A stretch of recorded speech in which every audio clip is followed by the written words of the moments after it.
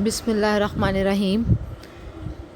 Output devices के बारे में हम पढ़ रहे थे और कल हमने प्रिंटर्स के बारे में इन डिटेल पढ़ा। उससे पिछले वाले लेक्चर में हमने मॉनिटर्स के और टाइप ऑफ मॉनिटर्स के बारे में पढ़ा। अगर हमें आउटपुट कंप्यूटर की स्क्रीन पे देखनी हो, जैसा कि सॉफ्ट कॉपी आउटपुट, तो हमने कहा हम मॉनिटर को इस्तेमाल करते हैं। अगर हमें प्रिंटेड फॉर्म में हार्ड कॉपी पे आउटपुट चाहिए हो तो हम प्रिंटर इस्तेमाल करते हैं usually. But in special circumstances इसके अलावा भी एक आउटपुट डिवाइस है जिसको हम यूज़ करते हैं जब हमें आउटपुट चाहिए होती है पेपर के ऊपर। That is called plotter. High quality graphics को प्रोड्यूस करने के लिए इस्तेमाल होते हैं। कलर्स की वैरायटी होती है और ये आमतौर पे आर्किटेक्ट्स, इंजीनियर्स वगैरह, जब आपने एक स्टैंडर्ड जो आपका पेपर होता है, जैसे लीगल है या A4 साइज़ का, उससे बड़ी कोई ड्राइंग्स बनानी है, कोई मैप्स बनाने हैं, कोई आर्किटेक्चरल ड्राइंग है, चार्ट्स हैं, तो उस पर्पस के लिए हम प्लॉटर्स इस्तेमाल करते हैं। दो तरह के प्लॉटर्स इस्तेमाल होते हैं, फ्लैट बेड प्लॉटर्स और ड्रम प्लॉटर्स। तो प्लॉटर्स का क्या काम है? प्लॉटर्स का ये काम है कि आउटपुट डिवाइस है और इस्तेमाल किस पर्पस के लिए होता है? Maps, architectural drawing, graphs and charts वगैरह बनाने के लिए। दो तरह के प्लॉटर्स के भी नाम मैंने आपको बताया। उनमें से पहली टाइप हम देखते हैं फ्लैट बेड प्लॉटर। स्क्रीन पे आप पिक्चर देखिए फ्लैट बेड प्लॉटर की और आपको ये पता चल जाएगा कि खुद ही ये समहाउ एक बेड जैसा नज़र आता है। पेन्स इस्तेमाल होते हैं इस पे ड्राइंग इमेजेस को करने के लिए, और वो पेन एक टेबल लाइक का सरफेस होता है जिसके ऊपर पड़े होते हैं, और ये pen up and down by following the software instructions, ये pen up and down move करते हैं और इमेजेस क्रिएट होते हैं।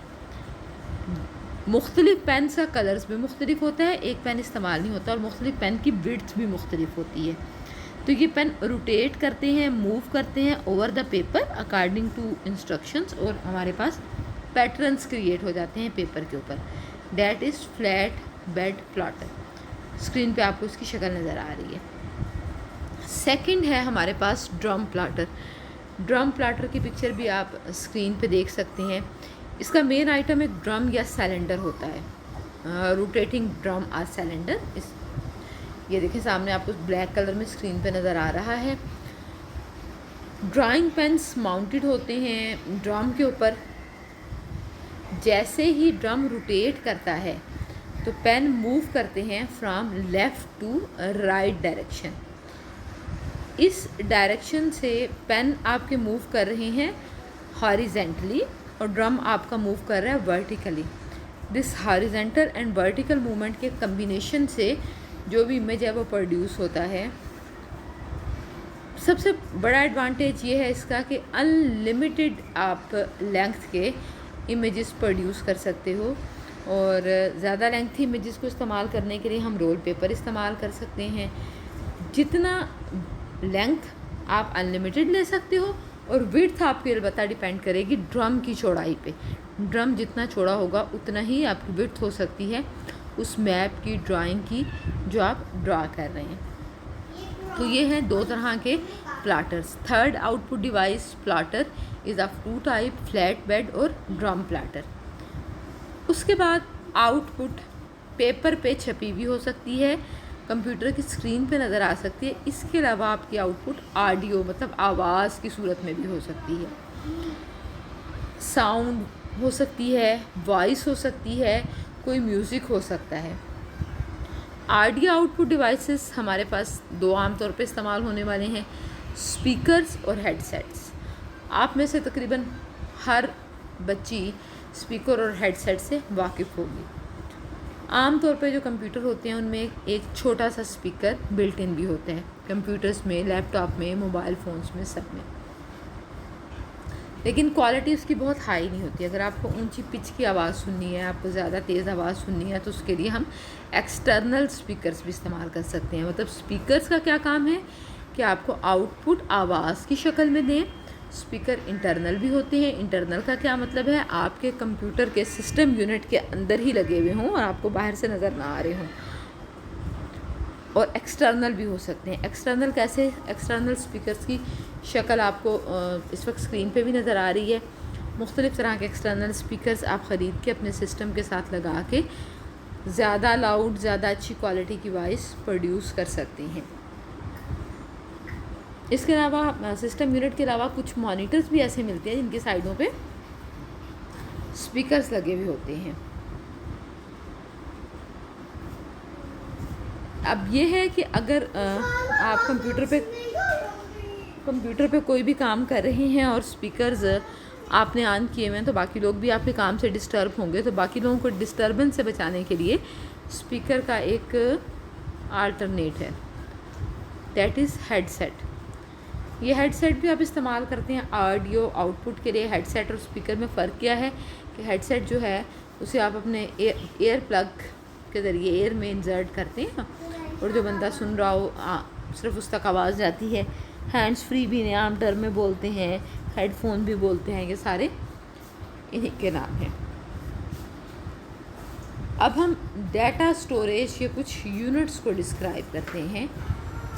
बेसिक यूनिट जो डाटा स्टोरेज का है, that is called bit. Computer binary digits के साथ काम कर रहा है। बाइनरी डिजिट्स का क्या मतलब होता है, 0 और 1। 0 और 1 से ऊपर कंप्यूटर में कोई चीज़ नहीं है। हर चीज़ को ये इसी 0-1 के कम्बिनेशन में कन्वर्ट करता है। एक बाइनरी नंबर को हम एक बिट कहते हैं और एक बिट मेमोरी की एक स्टोरेज लोकेशन पे सेव होती है। तो smallest unit for data storage है हमारे पास, वो क्या है, बिट है। डाटा स्टोरेज का क्या मतलब है कि हम कंप्यूटर में जो भी डाटा सेव करते हैं, महफूज करते हैं, इसके कुछ यूनिट हैं। तो स्मॉलेस्ट यूनिट कंप्यूटर की उस मेमोरी का हम डाटा स्टोर किस में करते हैं, कंप्यूटर की मेमोरी में। मेमोरी का स्मॉलेस्ट यूनिट क्या है, bit. 8 bits make a byte और आमतौर पे एक सिंगल कैरेक्टर एक बाइट में स्टोर होता है। हम कंप्यूटर की जो भी स्टोरेज कैपेसिटी होती है या मेमोरी होती है उसको हम बाइट्स में ही डिस्क्राइब करते हैं। उसके बाद किलोबाइट है। 1024 bytes make a kilobyte while 1024 kilobyte make a megabyte and 1024 megabytes make a gigabyte और 1024 gigabytes make a terabyte। Table आप अपनी स्क्रीन पे देख सकते हैं। किलोबाइट्स का मतलब है 2⁻10 बाइट्स 1024 बाइट्स। मेगाबाइट्स का मतलब है 2⁻20 बाइट्स। गीगाबाइट का मतलब है 2⁻30 बाइट्स और टेराबाइट्स का क्या मतलब है 2⁻40 बाइट्स। तो ये बेसिक यूनिट हैं डाटा स्टोरेज के। अगर आपको इनमें से किसी एक यूनिट में मेमोरी या स्टोरेज दी हुई है तो आप उसे आसानी के साथ किसी भी दूसरे यूनिट में कन्वर्ट कर सकते हैं। इसके अलावा मेमोरी के मेजरमेंट के लिए वर्ड यूज़ होता है। कंप्यूटर वर्ड का क्या मतलब है, number of bytes in common unit of data defined by the computer system. ये आमतौर पे साइज़ ऑफ द रजिस्टर के बराबर होते हैं। रजिस्टर क्या होते हैं, अभी you don't know anything about it, ज़रा सा हिंट बस आपको देती हूँ। कंप्यूटर के प्रोसेसर के अपने अंदर जो स्टोरेज कैपेसिटी होती है दैट इज़ कॉल्ड रजिस्टर। ये टेम्परेरी होती है, थोड़ी देर के लिए होती है। इसका पर्पस सिर्फ ये होता है कि जब आप कोई कैलकुलेशन कर रहे हैं, प्रोसेसर का क्या काम है, प्रोसेसिंग करना, तो इंटरमीडिएट जो रिज़ल्ट्स हैं उनको फॉर स्मॉल टाइम सेव करने के लिए। डिफरेंट कंप्यूटर में वर्ड्स की लेंथ डिफरेंट होती है।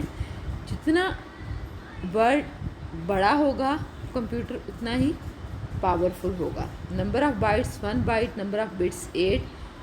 वेरी अर्ली पर्सनल कंप्यूटर में वर्ड 1 बाइट का था। उसके बाद 2 बाइट्स मतलब 16 बिट का बढ़ना, जो हमारा ट्रेडिशनल माइक्रो कंप्यूटर है इसमें वर्ड 2 बाइट्स का होता है। Single word 32 mainframe, mini and micro computer. और डबल वर्ड 64 बिट्स का है, super computer and some micro computer.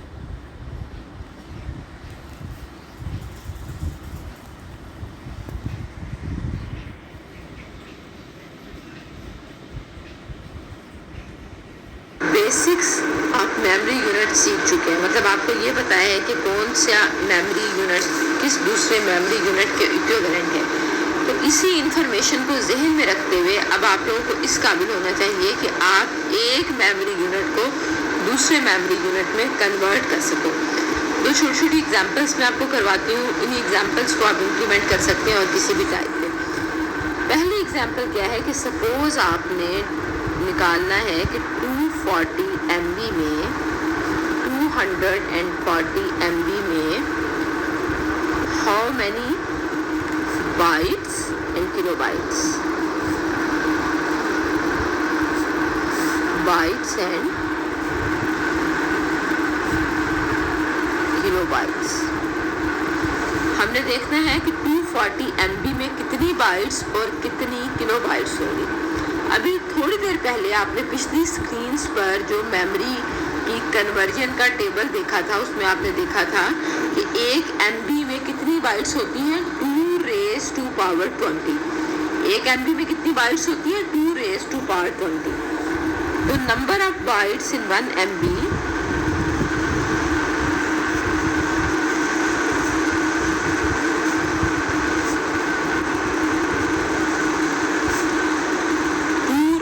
power 2 raised to power 20. Number of bytes in 1 MB is equal to 2 raised to power 20.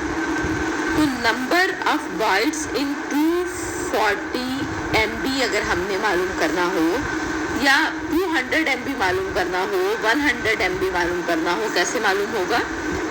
Simple सा तरीका क्या है कि 240 multiplied by 2 raised to power 20 bytes। ये आपके पास आ गई। किसी भी अगर आपको MBs दिए हुए हों और उनको आपने बाइट्स में कन्वर्ट करना हो तो आपको ये मालूम है कि 1 MB में 2 raised to power 20 बाइट्स हैं। अब अगर आपने 120 MBs में बाइट्स मालूम करनी है तो आप 2 raised to power 20 को 120 से मल्टीप्लाई कर देंगे।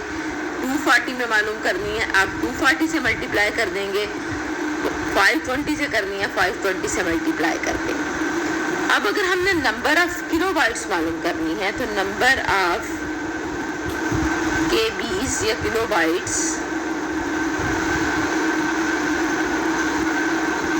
इन 1 MB ये कितनी है, 2 raised to power 10 KB या 1024 KB। ये भी ऊपर जो हमने टेबल पढ़ा था उसमें हमने देखा था कि number of kilobytes in 1 MB कितनी होंगी, 2 raised to power 10 KB या 1024 KB। अब हमने करना क्या है कि हमने नंबर ऑफ किलोबाइट्स 240 MB में मालूम करनी है। तो number of kilo bytes in 240 MB कितनी होंगी, 1024 मल्टीप्लाइड बाय 240 KB। और अल्टरनेटिवली आप क्या कर सकते हैं, 2 raised to power 10 multiplied by 240 KB।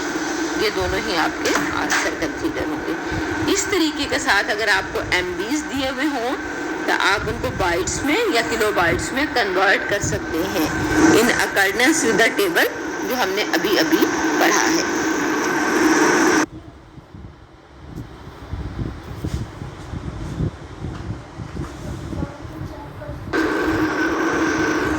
अब आप लोग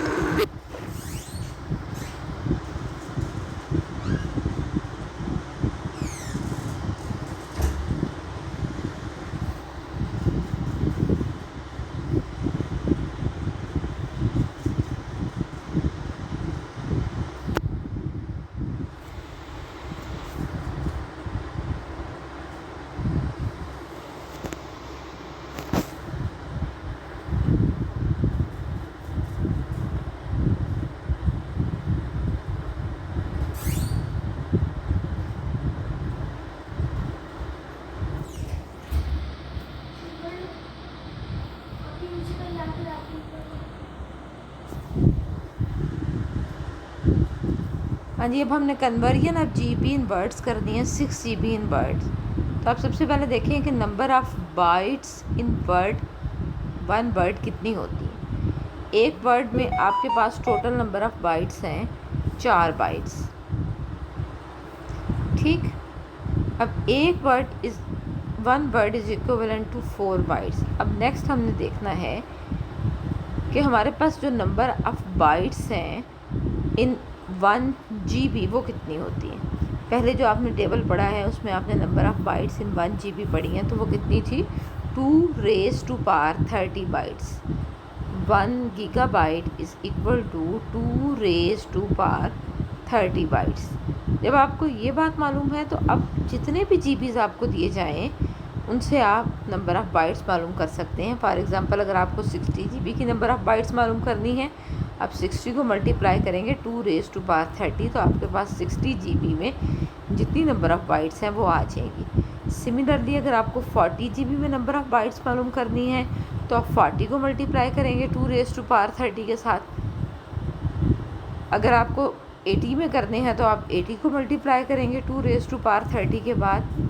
तो जितने भी GBs में आपको नंबर ऑफ़ बाइट्स मालूम करनी है उतने नंबर ऑफ़ GBs को आप मल्टीप्लाई करेंगे 2⁻30। अब हमने देखना है number of words in 60 GB। Bytes अब हमारे पास आ गई हैं and you know it very well कि 4 बाइट्स का एक वर्ड होता है, तो हम 4 पे डिवाइड कर देंगे नंबर ऑफ़ GBs को, तो ये हमारे पास नंबर ऑफ़ वर्ड्स आ जाएंगे।